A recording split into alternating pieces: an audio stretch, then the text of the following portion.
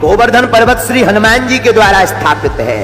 एक जगह वर्णन आया, जब राम सेतु के लिए पत्थरों की कमी पड़ गई तो सबको कहा कि लाओ पत्थर पहाड़ों को। तो श्री हनुमान जी लेने के लिए गए तो गोवर्धन पर्वत को उठा लाए। ले जा रहे थे, तब तक रास्ते में राम जी ने खबर भिजवाई कि अब पूर्ति हो गई, इसको रख दो। तो गोवर्धन पर्वत को ब्रज में जाकर के स्थापित कर दिया। तो गोवर्धन पर्वत बड़ा निराश हुआ, बोले हम तुम्हें श्राप दे देंगे, तुमने कहा था राम जी के दर्शन होंगे, चलो। हम चले आए, पहले तो पर्वत जीवंत होते थे, हम चले आए, अब प्रभु के दर्शन नहीं हो रहे। तो श्री हनुमान जी ने खबर भेजी भगवान के पास में। श्री राम जी ने बानरों को भेज करके पुनः संदेश का जवाब भिजवाया।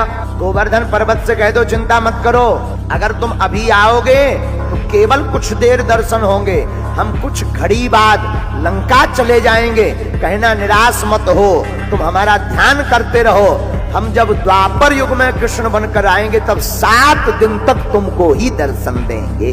भगवान उस लीला को पूर्ण करने के लिए, क्योंकि राम ही घनश्याम है। जब राम सेतु बना तब एक घटना घटी। राम सेतु के समय पुल बन रहा था, जब लंका जाने के लिए राम जी बनवा रहे थे, तब एक घटना। बोले क्या? पत्थर राम राम कह करके जैसे ही पानी में डालें तो पानी में उतराने तो लगे, पर पानी में पत्थर डालने पर दोनों इकट्ठे ना हो। और जब तक पत्थर आपस में जुड़ेंगे नहीं, पुल कैसे बनेगा? पुल तो तभी बनेगा जब आपस में जुड़े। जैसे ही राम लिखे और पत्थर डालें तो पानी में ऊपर तो आ जाए, और वो सभी पत्थर आपस में दूर दूर हो जावे। अब क्या किया जाए? उसी बीच में हनुमान जी महाराज विराजमान थे। तो हनुमान जी महाराज ने एक बुद्धि लगाई। बोले क्या?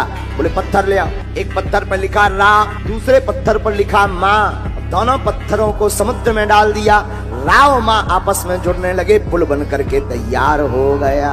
और लंका में भी विभीषण जी अपने घर के बाहर एक तरफ लिखे थे रा, दूसरी तरफ माँ। हनुमान जी जब लंका गए तो हनुमान जी ने देखा कि विभीषण के घर पर रामायुध बना। वाह, कोई भक्त का घर है। और विभीषण भी इतने चतुर, लंका देखो कितनी अद्भुत बात। लंका में रावण के राज में भी राम जी को नहीं छोड़ा, और हम लोग भारत में रह करके राम के राज्य में रह करके जो है राम को नहीं पकड़ पा रहे। किसी ने रावण की कान में भरा के अरे खतरा है। बोले क्या? बोले देखो तो अपने तुम्हारे जो शत्रु है उनका नाम तुम्हारा भाई लिखे राम।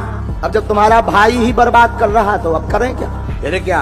तो रावण स्वयं गया, घर के बाहर खड़ा हो गया, ये विभीषण बाहर निकलो। जी जी जी जी जी भैया, आप अच्छे पता, आओ भीतर आओ।